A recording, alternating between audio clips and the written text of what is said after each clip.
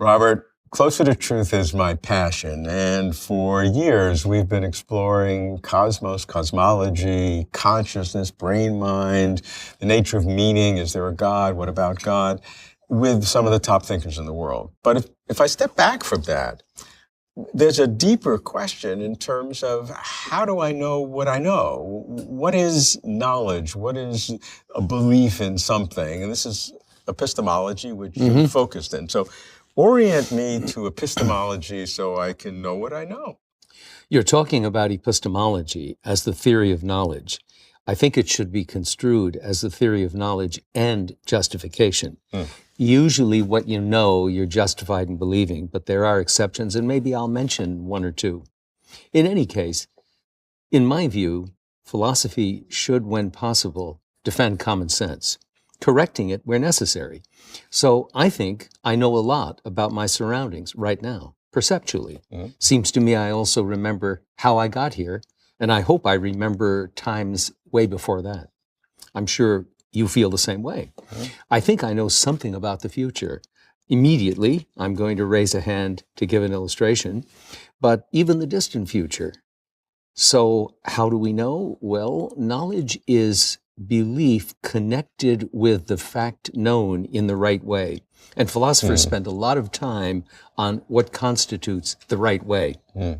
So when you see a hand, the hand affects you, and if it does it in the right way, you know there's a hand before you. But it could do it in the wrong way. It could just activate a machine which causes you to hallucinate a hand just like it when there's actually a lead shield between you and me. So we have to know how the world affects us to understand whether we know. I'm taking knowledge to be constituted by belief. Knowledge is always of truths or realities. Belief is not. And one of our problems is to decide when we merely believe and when we know. So let me give you a question. If 2 years ago, I told you that I believe Donald Trump will be president of the United States, and in fact, 2 years now, Donald Trump is. Right. So when I said that 2 years ago, when everybody would have laughed, what was the nature of my thought? You had a belief. I had a You belief. were lucky to be right, I would assume. You weren't justified, Some and you people say certainly unlucky, didn't but- know. I can understand that. Okay, so Okay. so I had a belief, Right. and the fact that it turned out right didn't affect the character of the belief then, because that would be backwards causation. Sure. So if you do know the future, presumably it's because something that causes the future event you know also causes your belief in the right way, So right? so if that were the case, then it would be knowledge. It would be. You can have knowledge of the future when the evidences that connect causally with the future event also lead you to believe that that event will occur. Which was So, not the case in my not the Donald case. Trump. You didn't have evidence. Yeah. So if I intend to raise my hand, my intention is a kind of evidence that feeds right into my belief, making it knowledge that I'm going to raise my hand. Okay. Now, skeptics will say, yes, but there could be some interference with the causal chain. Well, there could be, but normally there isn't. And as I said, I'm defending common sense. Right. And you could have some evil demon kind of doing both at the same time, so it looks like there's causal, but there's not. I mean, you can always have these Of course, counter that's a possibility. examples. Philosophers have to deal with that. Yeah. But in common sense cases, we worry about real counter evidences, Right. not about just possibilities Right. that we're in error. Now, of course, we have self-knowledge too, but that can be limited. So it's one thing to say you can't be in pain without knowing you're in pain. It's quite another thing to say that you're right about all the things you believe. Some people like to whitewash their self-description. So they take themselves to have all manner of beliefs that we may know from their behavior they don't really have. Oh, what's an example of that? Well, I think I'm good looking? I wouldn't think that's the kind of thing a serious person would be deluded about, but it's possible. But someone might think that he's utterly egalitarian, when the truth is the treatment of people is not egalitarian, and we can see rationalization operating. So these defense mechanisms are another thing that comes up in philosophy of mind, as in psychology. And one of the things we get at in epistemology and philosophy of mind is the limits of self-knowledge. We started with belief and knowledge and the concept of justification, because you wanted epistemology Yes. and justification. Justification is what makes the belief into knowledge? Well, no, because alas, you can have justified true beliefs that are not knowledge. Long ago, Bertrand Russell, I think, had a case of someone entering a room with every expectation that the clock therein was accurate.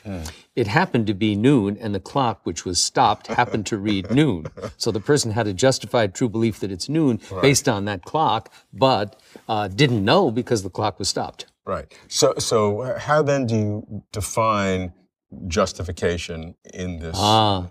This is a very controversial matter, but very broadly speaking, justification for believing something is a matter of having some ground that supports the proposition, which you can get at through memory, through perception, of course, through reasoning. And I haven't yet talked about reasoning because I've been talking about knowledge of the world, which we call empirical. But there's a priori knowledge, which is roughly knowledge by reflection, by the sheer use of reason.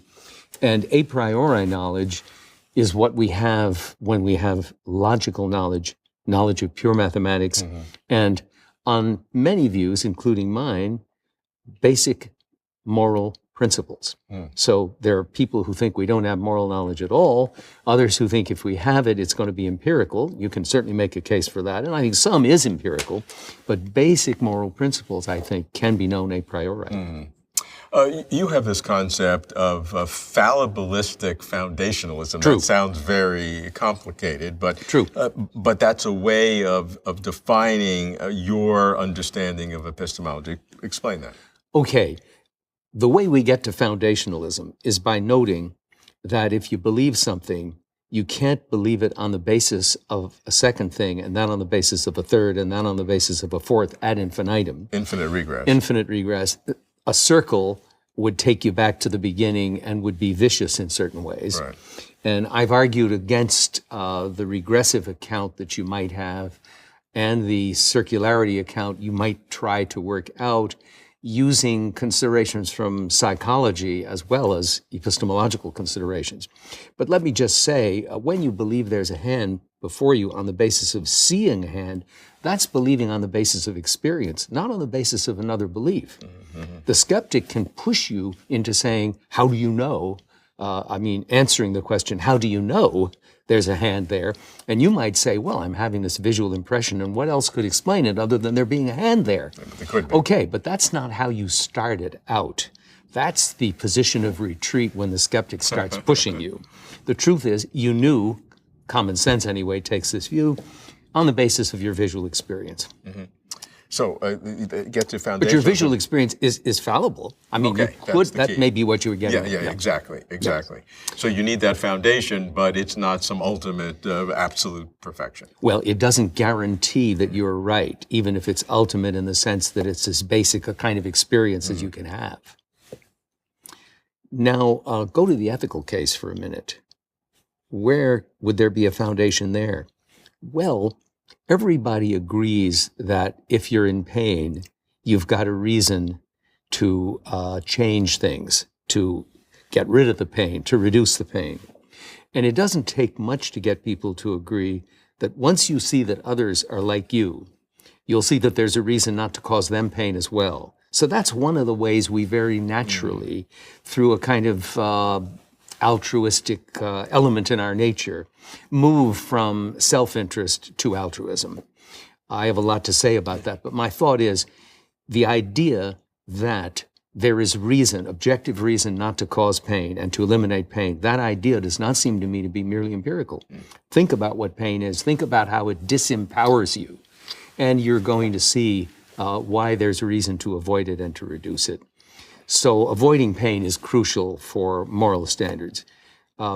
Another thing is this: if you promise to do something, you have some obligation and some reason to do it. Maybe not an absolute reason. Once again, this is a moderate foundationalism. But does anybody who really understands human relations and promising think you can promise and have no obligation whatsoever? It seems to me this is a basic principle of interpersonal relations. So I've argued that principles like that are knowable through the use of reason.